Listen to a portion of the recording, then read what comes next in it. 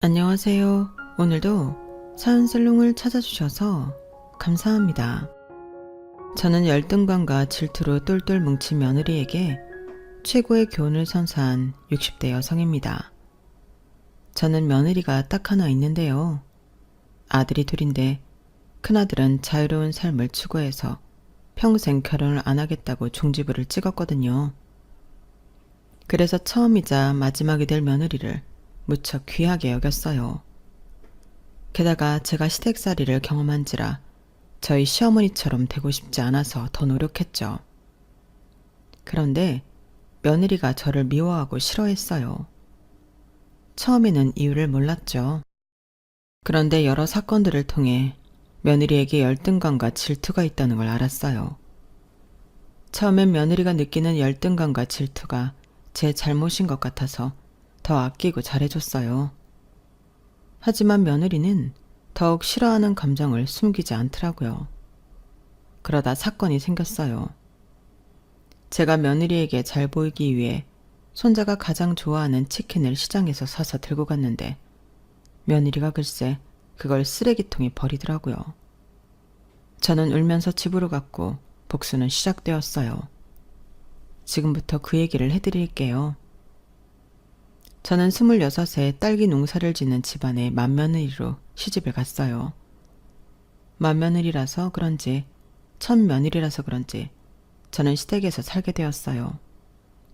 시댁살이가 무척 심했다는 말은 아까 말씀드렸죠? 저희 시어머니는 정말 무서운 호랑이 선생님 같았어요. 시어머니는 제가 맨발로 돌아다니는 걸 무척이나 끔찍하게 생각했고 무조건 종아리가 반쯤 가려지는 치마를 입게 했어요. 그리고 한여름이어도 긴팔을 입게 했죠. 제가 몸에 열이 무척 많은 편인데 그래서 가을에도 땀띠를 달고 살았어요. 그리고 그해 겨울에 저는 첫 아이를 임신했는데 시어머니는 자기도 임신을 했을 때 다 했던 일이라며 여전히 똑같은 강도로 집안일을 시켰어요. 그런 걸 생각하면 제가 어떻게 그런 시어머니와 살면서 사남매를 낳았는지 모르겠어요. 게다가 제가 연년생으로 첫째와 둘째 아들을 낳았는데요. 아들인데도 시어머니는 제게 칭찬은 무슨 고생했다는 말조차 하지 않았어요. 당연한 거다. 내 며느리라면 당연히 아들을 낳아야지. 나는 아들만 셋이야. 우리 집안에 오면 아들 낳는 복은 타고나게 되어 있어. 그런데 제가 셋째와 넷째를 딸을 낳았어요. 시어머니는 아이의 성별을 확인하고서 혀를 찼죠. 그러더니 친정으로 산후조리도 못 가게 했어요. 저는 고작 일주일, 그것도 채 되지 않아 부엌으로 복귀했어요. 그때 산후조리를 제대로 하지 않은 게 지금까지 말썽이에요. 더구나 저희 집은 시아버지가 이장이어서 농가에서 품앗이를 하고 회풀을 푸는 곳이 늘 저희 집이었어요. 명색이 이름 있는 집안이라 제사도 많은데 말이에요. 그래서 저는 시어머니와 함께 살 때 부엌 밖으로 1시간 이상 있었던 적이 없어요. 물론 동서들이 생기고 나서는 조금 처지가 괜찮아졌지만 저는 여전히 시댁에서 분가하지 못했어요. 둘째 아주버님은 서울에서 변호사로 있었고 막내 아주버님은 집안 농사를 짓지만 시댁이 그렇게 넓지 않아 분가했거든요. 이럴 줄 알았으면 두 번째로 결혼하는 건데 말이에요. 그래서 다른 동서들은 시댁에 있을 때만 듣는 잔소리를 저는 하루 종일 들어야 했어요. 정말 귀에서 피가 날 정도였어요. 하지만 그럼에도 저는 아이들 앞에서는 티를 내지 않았어요. 제가 시어머니 때문에 괴롭고 슬프다는 걸 저는 최대한 아이들에게는 보여주고 싶지 않았어요. 알려주고 싶지도 않았죠.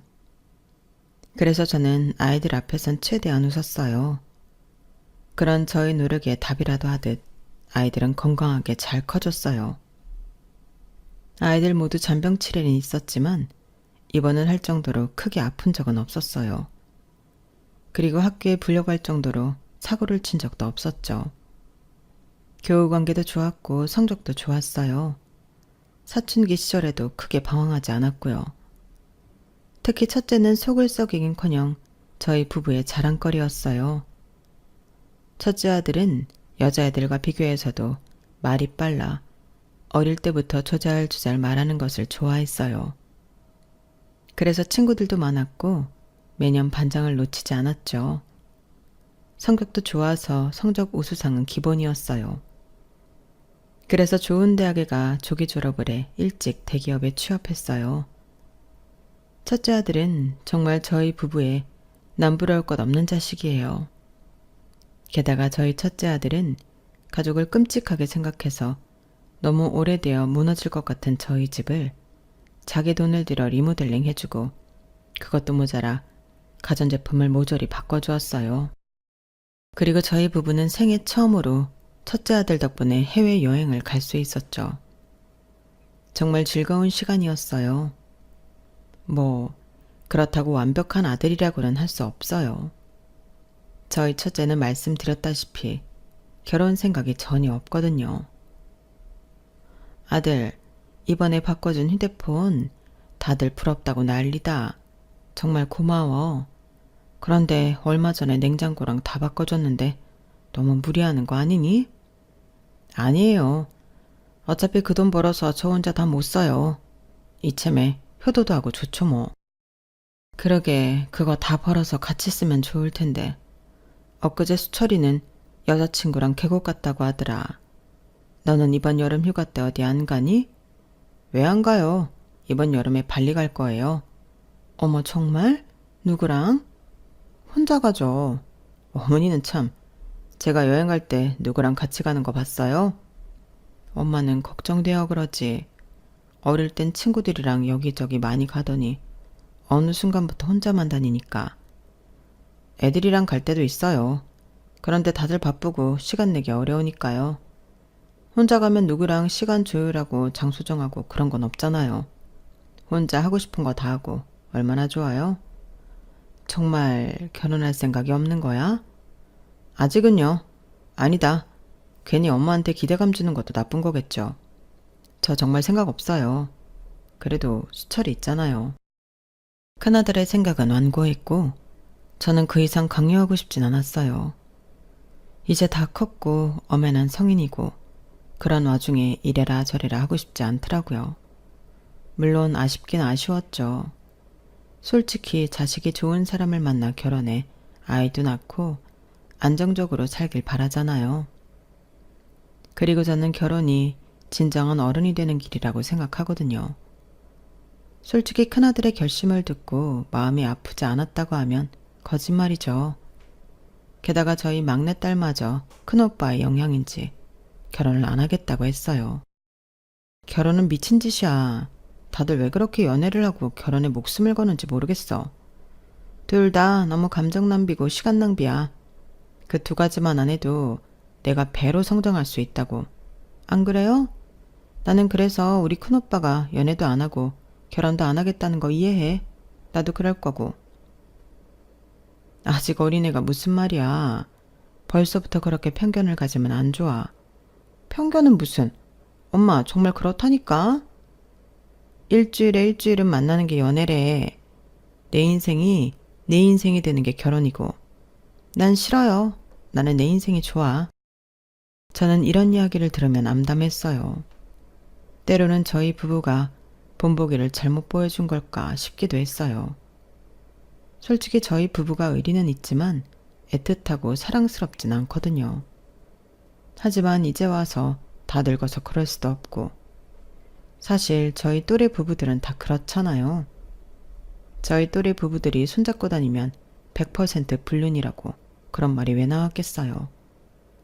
그렇게 두 놈이 결혼을 안 하겠다고 선언한 와중에 저희 둘째 아들과 셋째 딸 얌전한 고양이가 부뚜막에 먼저 올라간다고 둘 다 혼전 임신으로 결혼을 했어요.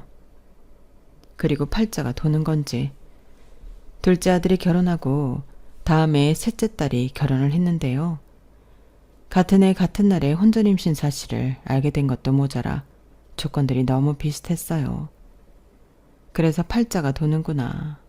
팔자가 형제간에도 돌 수 있구나. 이런 생각이 절로 들었어요. 그때 둘째 아들이 여자친구의 임신 사실을 말하려고 레스토랑에서 음식을 포장해 왔어요. 저희 부부는 아무것도 모르고 맛있게 식사를 했죠. 그런데 아들이 갑자기 눈치를 보더니 여자친구가 임신을 했다는 소리를 했어요. 저희는 아들이 여자친구가 있다는 것만 알았고 누군지는 몰랐어요. 그래, 임신을 했다고? 그래서 누군데? 아, 저희 가게에서 일하는 아르바이트생인데 손도 빠르고 꼼꼼하고 성실하고 그래요. 뭐? 아르바이트생? 그럼 어리다는 이야기잖아. 얼마나 어린데? 설마?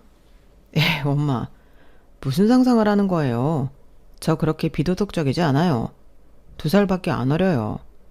내가 일찍 시작했잖아요. 그럼 25이라는 건데, 그럼 우리 수희랑 똑같잖아. 대학교를 졸업했대? 아니요, 아직 수희랑 똑같이 1년 휴학해서 아직 졸업 못했는데. 그럼 너희 도대체 생각이 있는 거니 없는 거니? 아이 낳으면 그 이후에 졸업하는 거? 당연히 불가능한 일이야. 아이를 가진 것뿐 아니라 낳아서 키우는 게 오히려 더 시간도 쏟아야 하고 에너지도 쏟아야 해. 대체 무슨 생각으로? 사랑을 무슨 생각으로 하나요? 어머니도 26세 형 낳았잖아요. 내 시대랑 너희 시대가 같니? 나 부끄러운 줄도 모르고 그런 소리를 하는구나. 그 집 부모님한테는 이야기했어? 지금 하고 있을 거예요. 저와 남편은 억장이 무너질 것 같아서 찬물을 들이켰어요. 그런데 옆에서 안절부절 못하던 셋째 딸이 기어들어가는 목소리로 말하더라고요. 엄마, 아빠 사실은... 뭐? 똑바로 얘기해야지. 저도 임신했어요. 뭐? 네가 언제 남자친구가 있었어? 늘 있었는데 그냥 말할 필요가 없어서 이야기 안 했을 뿐이에요. 넌 누군데? 대체 어떤 놈이 내 딸을? 아빠 진정하세요. 오빠는 일단 저보다 5살 많고. 뭐? 야, 내가 낫네. 나는 2살 차이밖에 안 나는데 5살 차이면 너랑 완전 아저씨 아니야. 오빠는 좀 조용히 해라. 그리고 직업은 작곡가예요. 대형 기획사에서 음악 만들고 있어요. 하여튼 너는 예술병 있는 애들만 좋아한다니까. 대중음악이라 꼭 순수 예술인 건 아니거든. 나랑은 달라. 더 어른스러운 사람이라고. 그래서 나도 바뀌었어요. 대중문학도 써보려고요. 드라마나 연극이나 뮤지컬도 좋고요. 이게 다 오빠가 바뀌게 해줬어요. 그럼 뭐하니? 너 임신했다며. 임신한 상태에서 글을 잘 쓸 수 있겠어? 네가 지금 임신한 지 얼마 안 돼서 할 수 있을 것 같지만 몸 무거워지고 신체 변화 오기 시작하면 의자에 앉아있는 것도 힘들어. 그리고 아까도 얘기했지만 아이를 낳으면 그만큼 너한테 쏟을 수 있는 시간이 없어. 너 절필하게 될지도 모른다고. 그리고 이대로 학교 자퇴하면 소문도 날 거고. 소문은 상관없어요. 사실이니까. 엄마, 나는 정말 나을 거예요. 오빠랑 같이 있으면 행복하니까. 나답게 해주는 사람이에요. 그래도 소설가가 되겠다며. 아직 등단도 못했는데 이렇게 애엄마 되면 억울하지도 않아? 엄마는 대체 어느 쪽이에요? 큰오빠랑 막내한테는 결혼 안 한다고 뭐라고 하고 저랑 작은 오빠한테는 결혼을 왜 하냐고 하고. 그렇게 말해도 돼요? 상황이 다르잖아. 이렇게 급하게 결혼할 필요가 있냐는 거지. 완벽한 상태에서 결혼하려면 40이 넘어서도 못해요. 저는 무조건 오빠랑 결혼할 거예요. 오빠도 그 사람이랑 꼭 결혼할 거잖아? 맞아요. 할 거예요. 저와 남편은 뒷목이 아팠어요. 솔직히 아들과 딸의 힘겨운 미래가 뻔히 보여서 말리고 싶었어요. 하지만 딸의 말이 틀린 것도 아니었어요. 누구는 결혼하라고 하고 누구는 하지 말라고 하고 상대에 따라 다르게 말한 제가 불공평하긴 했어요. 그리고 어떻게 하겠어요. 아이가 이미 뱃속에 생명이 있는데요.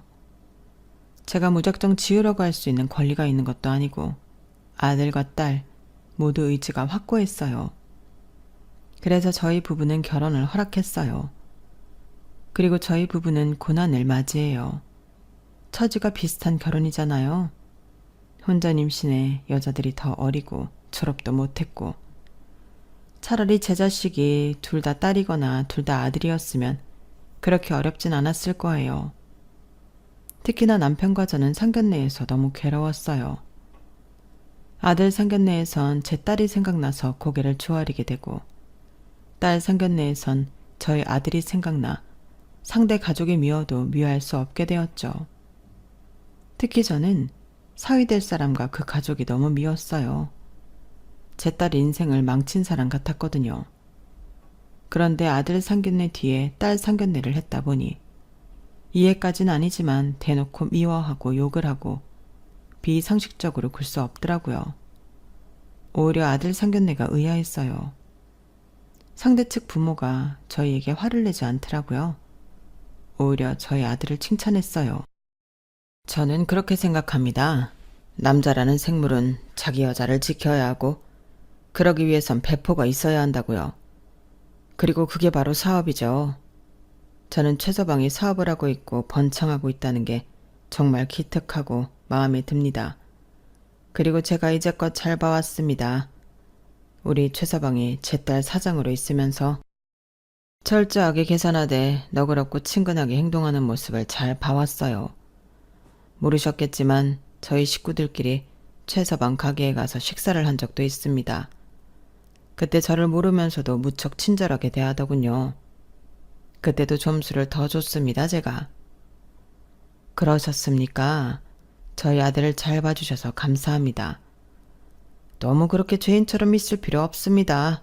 순서만 바뀌었을 뿐이지 다들 거쳐가는 일 아니겠습니까? 너무 염려도 하지 마시고 너무 죄송해하지도 마십시오. 저희 딸도 뭐 잘하기만 했겠습니까? 그렇게 말씀해 주시면 감사하죠. 네네. 저희는 최서방이 저희 집 식구로 와서 정말 기쁩니다. 자자, 다들 한잔 하시죠. 사돈어른은 저희 둘째 아들을 칭찬하기를 서스럼 없이 했어요. 들어보니 사돈어른이 양말 공장을 운영하는 것 같더라고요. 양말 공장이 가족회사의 모양이었어요. 안사돈과 사돈총각도 양말 회사에 있는 눈치였어요. 아무튼 자기 사업을 한다는 유대감이 저희 아들을 돋보이게 한 모양이에요. 그래도 다행이죠. 저 사실 아들 상견례 때 무척 긴장했거든요. 하지만 그게 불행의 서막이었어요. 둘째 아들이 결혼한 지 5년이 되었을 때 저희 부부와 그렇게 반대한 일이 일어났어요. 둘째 아들이 자기 장인어른 공장을 웃돈 주고 산 거예요. 그걸 어떻게 알게 되었냐면 며느리가 저희 집에 와서 말실수를 했거든요. 어머님, 별다방 아시죠? 거기서 뭐 가지고 싶은 거 있으세요? 쿠폰도 좋고 텀블러도 좋고요. 그건 갑자기 왜? 뭐 텀블러는 있으면 좋지. 그쵸? 그럼 분홍색이 좋으세요? 아니면 파란색? 요새 새로 나왔어요. 그런데 그거 비싸지 않니?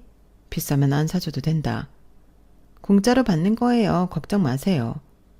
왜? 쿠폰 있어? 아빠한테 전화하면 돼요. 사돈어른이 별다방 내셨니? 네, 그냥 부업으려.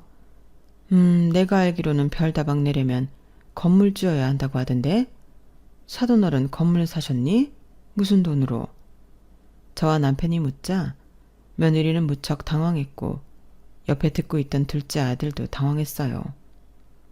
그러더니 실토를 하더라고요. 사실 장인어른 공장 정리하셨어요. 파시고 그 돈으로 건물 사셔서 별다방 내신 거예요.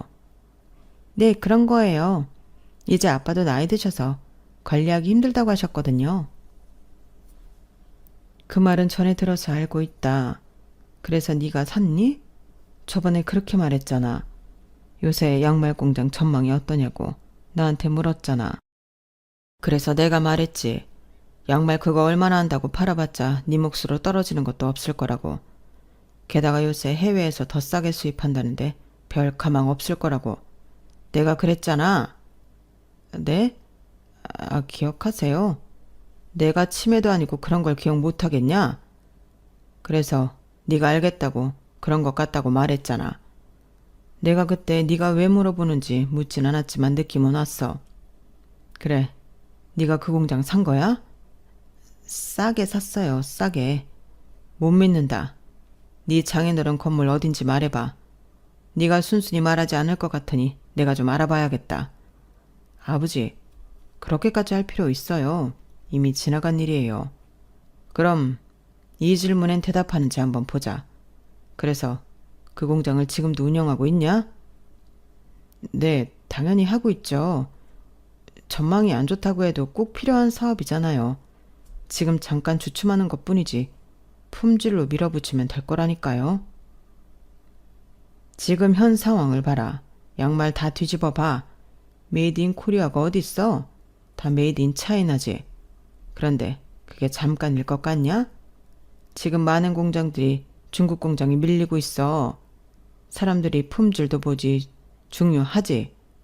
그런데 가격도 못지않게 중요하게 생각해. 너 지금 네가 사장이니까 알겠지? 너희 공장에서 양말 한 켤레에 얼마대 가냐? 솔직하게 말해봐. 말 못하지? 봐라. 그게 지금 양말 산업의 현실이다. 아무리 죽어라 품질을 높여봐라. 가격도 같이 올릴 거면서 그런 말짱 도루묵 아니냐? 너희 장인어른은 어떻게 자기 사위한테 망해가는 사업을 웃돈 주고 팔 생각을 하는 거냐? 널 가족으로 생각하긴 한다니? 아버지는 지금 옆에서 듣고 있는데 네 장인어른이 손 뗐으면 안사돈이랑 사돈총각은 지금 그 회사에 그대로 있어? 아니요, 다들 다른 일 하시죠. 아휴, 내가 이럴 줄 알았어. 그 사람들이 너한테 똥 싼 거야. 쥐뿔도 모르는 너한테 뒤집어 씌운 거라고. 아버지, 그래도 저 몇 달은 배운 뒤에 인수받았어요. 어떻게 흘러가는지 그 정도는 안다고요. 그리고 저 브랜드도 만들 거고 수출도 할 거예요. 그러니까 무시하지 마세요. 몇 달? 몇 달 배워서 전반적으로 공장 상황을 다 안다고? 솔직히 말해. 네가 들어가고 매출 더 떨어졌잖아. 너 지금 하는 가게 넘기고 양말에 집중할 수 있어? 그럴 생각도 없지. 고작 양말인데. 안 그래? 내가 장담하건대 네가 양말 공장에 목숨을 걸지 않는 이상 걸굴 헛값에 공장 팔게 될 거다, 멍청한 놈. 네가 그렇게 정으로 사업하지 말라고 했는데 너는 그 정이 문제야. 사업을 할 때 냉정하게 사람을 봐야 한다고. 저번에 네 가게에서 계속 손님이랑 싸운 주방 이모, 너 계속 데리고 갔지? 그분은 사정이 딱해서 갑자기 그 이야기를 왜 하세요? 왜 하긴 해야 하니까 하지. 그 아줌마 사정을 왜 네가 봐줘야 해? 설명해봐. 그럼 사장인 제가 봐주지 누가 봐줘요. 그래서 네 가게에 손실이 어느 정도 있었는지는 확인 안 했냐? 사업은 냉철한 머리로 하는 거야. 내가 말했지. 너는 절대 사업하면 안 된다고. 사업할 조건이 안 된다고. 아, 그래서 딸기 농장도 저 안 주시려고요? 냉정한 머리를 가진 형한테 다 주려고요? 뭐? 제가 그 속셈을 모르는 줄 아세요? 저도 다 알고 있어요. 아버지가 무슨 생각을, 무슨 미래를 그리는지 다 알고 있다고요. 아버지, 요새 형한테 자주 전화하죠? 그래서 언제 일 그만두고 고향으로 내려올 거냐고. 내려오면 집에서 살지 말고 아파트 얻어준다고 그러시잖아요. 딸기 농장 다 형 주려고. 그렇게 제가 어렵게 사는 걸 알면 저한테도 좀 기회를 주셔야 하는 거 아니에요? 그래, 너 말 잘했다. 내가 왜 너한테 딸기 농장에 딸자도 안 꺼내는 줄 아냐? 네가 그렇게 감정적으로 구는데 내가 어떻게 너한테 믿고 맡기겠냐? 너도 알다시피 이 농장 내 할아버지 때부터 대대로 이어온 농장이다. 내 아래에서 끊게 할 수 없어. 여보, 진정해요. 일단 지금 너무 상처만 주는 것 같으니 그만해요. 너도 흥분 좀 가라앉히고 그만하렴. 아버지는 네가 걱정되어서 그러는 거야. 우리도 속상해서 그러는 거야. 부모가 자식 잘 되길 바라는 게 정상적인 거 너도 부모가 됐으니 알잖니. 그런데 엄마도 그렇게 생각한다. 너의 방법이 잘못되었다는 건 아니지만 네가 너무 정만 보고 모든 걸 결정한다고. 그 결과가 어땠는지 나보다 네가 더 잘할 거라고 생각해. 아버지 말이 세서 그렇지 다 똑같은 말이야. 그러니까 그때 가만히 듣고만 있던 며느리가 소리를 지르며 일어났어요. 다들 그만하세요. 아가야, 정말 너무들 하시네요. 저희 부모님이 남편한테 강매라도 했다는 말씀이세요? 아니, 우린 그런 게 아니라 그 공장, 저희 아빠가 공장장으로 시작해 정말 열심히, 피땀 흘려서 열심히 해서 사장까지 오른 공장이에요. 그 공장을 기꺼이 남편이 살 수 있게 저희 아빠가 배려한 거라고요. 그런데 어떻게 그렇게 심한 말을 하세요? 기꺼이 배려한 거라고? 아가야, 그건 좀 아니지 않니? 그럼 정말 저희 부모님이 강매라도 했다는 말씀이세요? 그럼 이야기해봐라. 우리 아들이 얼마 주고 샀는지 여기서 네가 아는 만큼 이야기해봐. 정말 너무들 하시네요. 설마 저희 아빠가 건물주 되었다고 질투라도 하시는 거예요? 두 분 다? 그럼 아버님도 딸기 농장 팔아서 건물 사시면 되잖아요. 누가 질투를 한다는 거냐? 말 돌리는 것 보니 웃돈 주고 판 모양이지? 지금 그 말 모욕적이네요. 저희 아빠가 무슨 사기꾼도 아니고. 그러니까 말해봐라. 얼마 주고 팔았는지. 됐어요. 어머님 아버님은 처음부터 그러셨어요. 저희 부부가 제가 잘 되는 꼴을 못 보죠. 저희가 처음으로 집 살 때도 그러셨잖아요. 그 전에 아가씨가 48평 새 아파트 들어갈 때는 잘했다 했으면서 저희가 52평 새 아파트 들어간다고 하니까 무슨 그렇게 큰 집이 필요하냐. 관리도 힘드니까 그냥 작은 집으로 가라고 그러셨잖아요. 그야 걔네들은 애가 둘이고 셋째 준비까지 하니 그렇지. 너희는 유민이 하나뿐이잖아. 저도 둘째 갖고 싶어요. 그런데 아무리 노력해도 제가 시댁에서 매번 스트레스를 받으니까 생길 애도 안 생기잖아요. 두 분 다 제가 애 하나 딸랑 낳고 집에서 놀면서 자기 아들 인생 조졌다고 생각하죠? 근데 우리 집에선 그렇게 생각 안 해요. 아드님이 제 인생 조져놨다고 생각하죠. 아드님만 아니었으면 저 멀쩡하게 졸업하고 박사까지 따서 교수했을 거예요. 아시겠어요? 너 아이 낳겠다고 우리한테 찾아온 건 너희들이잖아. 우리가 다시 생각해보라고 해도 너희들이 무조건 하겠다고 했잖아. 그래요. 저는 다시 돌아가도 우리 유민이 낳을 거예요. 대신 우리 남편이랑 시댁이랑 절연시키고 살 거예요. 애초부터요.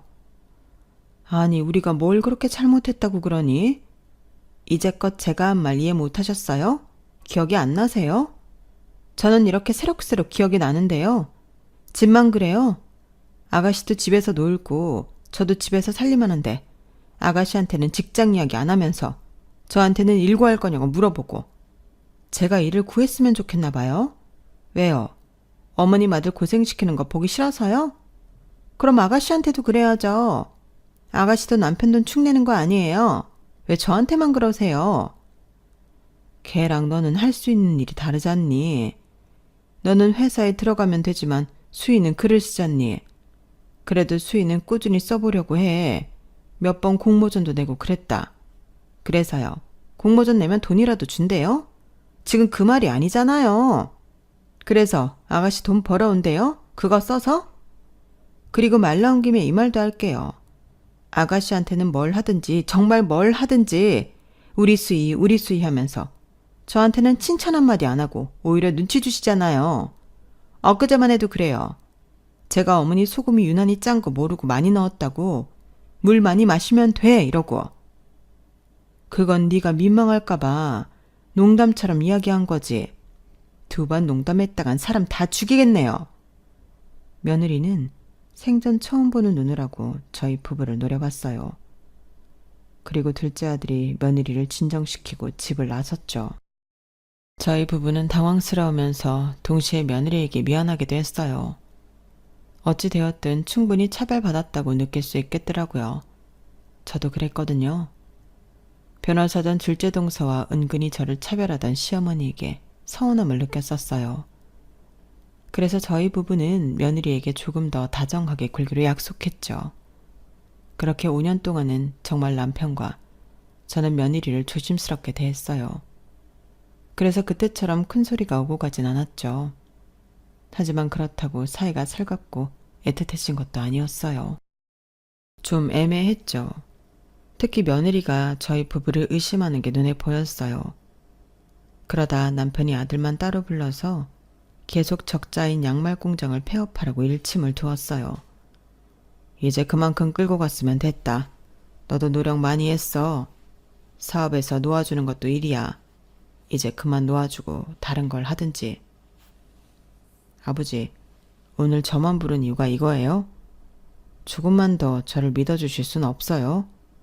이제 막 제 브랜드 론칭하기 시작했는데 한순간이라고요. 이제 대박 나는 건 한순간이라니까요. 그래서 실적이 어떤데? 나한테 대놓고 이야기할 수 있는 정도냐? 론칭한 지 얼마나 됐다고 벌써 그런 성과가 나요? 조금만 기다려보세요. 이제 다 왔어요. 남편과 둘째 아들은 계속 실랑이를 했어요. 그러다 둘째 아들이 자리를 박차고 일어났죠. 하지만 며칠 뒤 아들은 공장을 폐업시키고 부지를 팔았어요. 그리고 배달 대행 업체를 준비하고 있었죠. 다시 수철이 불러서 이야기했어요. 공장 닫으라고? 아니, 그냥 내 말을 잘 이해한 것 같은데. 저는 둘째 아들이 이번 일로 크게 마음이 다쳤을까 걱정이 되었어요. 그런데 며느리가 저희를 찾아왔어요. 정말 너무하시네요. 다짜고짜 저희 집으로 와서 그러더니 닭똥 같은 눈물을 뚝뚝 흘리더라고요. 대체 저희 남편한테 무슨 말을 한 거예요? 그 사람이 자기 뜻으로 그 공장을 팔았을 리 없다고요. 그게 어떤 공장인데. 제가 전에도 말했잖아요. 저희 아빠의 피땀이 섞인 공장이라고. 저희 아빠의 청춘이고 저희 아빠의 뿌리라고요. 그런데 어떻게 그 공장을 팔게 할 수 있어요? 지금 저희 아빠 몸 좀 누워서 일어나질 못한다고요. 이대로 저희 아빠 돌아가시면 저 두 분 다 고소할 거예요. 며느리는 오싹한 말을 하면서 엉엉 울었어요. 그 와중에 남편은 냉정하게 며느리를 향해 쓴소리를 했어요. 그렇게 있다가 빚더미 하는 건 순식간이야. 그건 생각 안 하니? 너희 집, 유민이랑 너희 셋 그렇게 망하고 싶어? 너희가 망하면서까지 지켜야 할 만큼 의미 있는 공장이야?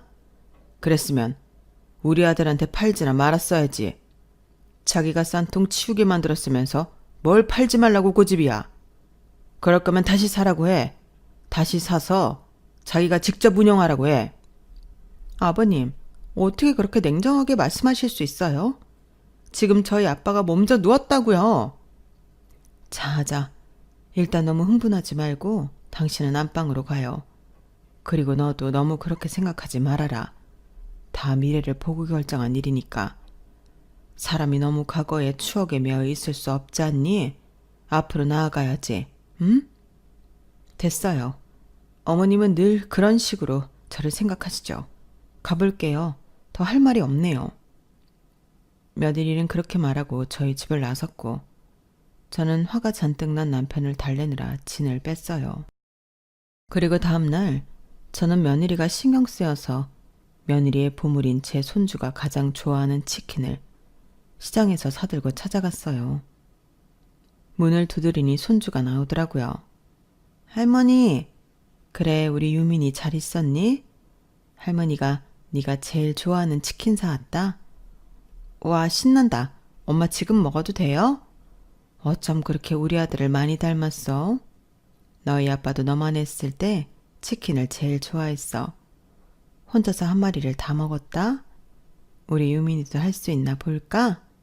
할 수 있죠. 그렇게 화기애애하게 손주와 대화를 나누는데 며느리가 치킨 봉투를 휙 하고 낚아챘어요. 그리고 한숨을 푹 쉬더니 쓰레기통에 버렸죠. 더러운 시장닭을 어떻게 먹여요? 유민아, 나중에 엄마가 로스구이 해줄게. 너 지금 뭐 하는 거니? 며느리는 제 말을 듣는 둥 마는 둥 손주를 방으로 들여보냈어요. 제가 당황스럽고 화가 나서 지금 뭐 하는 짓인지 물었죠. 저 이제껏 어머님이 주신 거 한 번도 먹은 적 없어요. 저희 남편도 마찬가지고요. 싹 다 버렸거든요. 뭐? 그러니까 이것도 다 가져가세요. 저번 주랑 이번 주에 저한테 준 반찬들이에요. 필요 없어요, 이런 수작. 저한테 안 통한다고요? 이런 수작이라니. 아니 이것들을 다 어디에 뒀길래 이렇게 냄새가 나? 어디에 뒀긴요? 집에서 분리수거하는 곳에 모아뒀죠. 솔직히 말해보세요. 이것들을 다 아가씨 주려고 만들다 남은 것들이잖아요. 남은 것 싸주면서 우리를 저를 생각한다고 표현하고 싶었어요? 참, 어이가 없어서. 이제 저희 앞으로 시댁이랑 연 끊을 거예요. 아니 그건 대체 무슨 소리냐? 가족 사이에 어떻게 연을 끊어? 왜 못 끊어요? 요새 천륜이 어딨다고. 안 보면 그만이죠. 우리 남편도 동의했어요. 그러니까 이제 앞으로 찾아오지도 말고 우리 가족 부르지도 말고 내버려 두세요 좀. 이제 나가주세요. 우리 아들이 동의했다고? 그럴 리가 없다. 우리 아들이 우리랑 연 끊는 걸 동의했을 리 없어. 우리 남편도 쌓인 게 많아요. 들어보니까 어릴 때부터 형이랑 아주버님이랑 비교했다면서요. 누구든 뭐든 잘하는 천재 아들. 누구는 그냥 아들. 우리 남편이 대학생 때 주식 대박 난 거 칭찬은커녕 비난만 했다던데? 그것도 사실인가요? 우리 남편이 농사를 짓는 사람이란 거 알잖니? 농사에 얼마나 많은 노력이 들어가니? 그러니 손가락으로 툭툭 움직여 쉽게 번 돈이 가당키나 하겠니? 손가락 움직인다고 머리 쓰는 걸 무시했네요. 우리 남편 그 돈 벌려고 엄청 머리 썼어요. 제가 보진 않았지만 이제껏 봐온 남편은 그래요. 게다가 두 분이서 남편 사업하는 것도 반대하고. 덕분에 우리 부부가 못 만날 뻔했네요. 사업을 반대한 건 너도 오래 봤다시피 수철이가 많이 무른 면이 있어서 그런 거다. 감정이 많이 치우치고 정이 많아서 사업은 냉정한 세계니까 수철이한테 어울리지 않는다고 조언했을 뿐이야. 제가 들었던 말들 중엔 조언이라는 건 없었는데요. 그렇다고 연을 끝내만에 이런 소리는 너무하잖니? 진작에 끊었어야 했어요. 제 친정에서 그간 두 분 때문에 받은 상처를 생각하면 진작에 그만 만났어야 했다고요. 아직도 우리 아빠는 몸져 누워있는데 정말 일말의 미안함도 없네요. 그러면서 며느리는 저를 밀며 집에서 나가라고 했어요. 그렇게 저는 며느리 집에서 쫓겨나 울면서 집으로 돌아왔죠. 집에 가보니 남편이 있더라고요. 제가 울면서 들어와서 남편이 자초지종을 물었어요. 저는 설명하면서 또 울고 그러기를 반복했어요. 이것들 가만히 두면 안 되겠어. 남편이 화를 내며 일어나는 걸 제가 말렸는데 말려도 소용이 없더라고요. 남편은 반나절을 밖에 있었고 들어와서 딱 한마디만 했어요. 이제 다 해결됐으니 걱정 마. 그리고 자세한 설명은 없었어요. 그렇게 며칠 뒤 둘째 아들 부부가 저희 집을 찾아왔어요. 다짜고짜 둘째 아들이 저희 남편에게 화를 내더라고요. 아버지, 이게 무슨 일이죠? 오늘 이삿짐 센터가 저희 집에 왔어요. 다짜고짜 짐을 빼라는데 저희 집이 팔렸다고 하던데요. 남편이 둘째 아들의 말을 듣고 아무런 대답을 하지 않았어요. 그러자 둘째 아들은 미쳐 날뛰기 직전의 표정을 짓더니 서류 하나를 테이블에 던졌어요. 그리고 이건 뭐예요? 지급 명령이요? 지금 당장 그 큰 돈을 어떻게 갚아요? 제 사정 다 아시면서 이렇게 나올 수 있어요? 그러게. 나는 더 올려받을 수 있을 때 그 공장 팔라고 했다. 말을 안 들은 건 너고. 그럼 손해도 너만 봐야지. 아버지! 이제 아버지로서 내가 해줄 수 있는 건 다 했다. 나는 내가 너에게 이런 걸 해줌으로써 네가 정신을 차리길 바랐다. 그런데 지금 나한테 따지는 걸 보니 아무래도 그런 것 같구나. 집에 대한 이야기는 미리 하지 않아 미안하구나.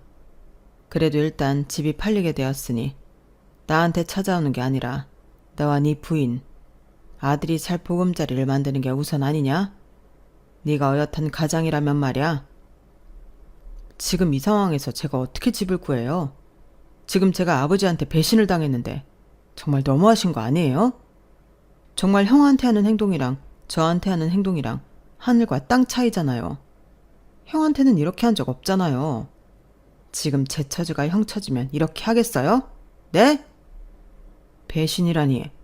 그 말은 이제껏 너를 믿어준 나한테 엄청난 모욕이구나. 내가 너랑 형을 비교하고 차별했다고? 그래, 나도 사람인지라 똑같은 자식이라도 더 아끼는 자식이 있어. 그건 인정하마. 하지만 그렇다고 나는 차별하거나 미워하진 않았다. 오히려 너는 아픈 손가락이었지. 그래서 항상 안쓰럽고 안타까웠다. 그리고 생각을 해봐라. 내가 너를 차별하고 미워했다면 그 큰 돈을 왜 빌려주겠냐? 자그마치 3억이다. 네가 구렁텅이에 빠지는 게 싫어서 내가 준 돈이 3억이야. 그리고 그 아파트도 네가 네 와이프 소원 이뤄주고 싶다고 해서 내가 구해준 거잖아. 그런데도 내가 너를 차별하고 미워해? 솔직히 말해, 내가 네 형한테 52평짜리 새 아파트를 사줬냐? 아니면 3억이란 돈을 빌려줬냐? 말해봐라. 그리고 아가야, 너도 말해봐라. 네가 우리가 셋째랑 널 차별한다고 했지? 내가 셋째가 그 아파트 살 때 보태줬다고 하다냐? 그거야 저도 모르죠. 형은 딸기 농장 주실 거잖아요. 내가 피땀 흘려서 일고 내 땅이야. 내 사업이고. 너도 사업해서 알지 않냐? 당연히 냉정하게 잘할 수 있는 사람에게 맡기고 싶은 것 아니냐? 저를 못 믿으시는 거 그게 차별이에요. 넌 아직 더 커야 된다. 그걸 차별이라고 생각하는 것부터 고쳐야 한다. 그런 걸 뭐라고 하는 줄 아냐? 열등감이라고 하는 거야. 살아가면서 열등감처럼 필요 없는 게 없어. 그리고 솔직히 말해서 내가 내 아파트 네 명의로 해줄까 물었을 때 너 아니라고 한 이유가 있지? 네? 세금 내기 싫어서 그런 거잖아. 그리고 이제껏 살면서 나한테 세금 준 적 한 번도 없고. 아니에요. 그건 정말 오해예요.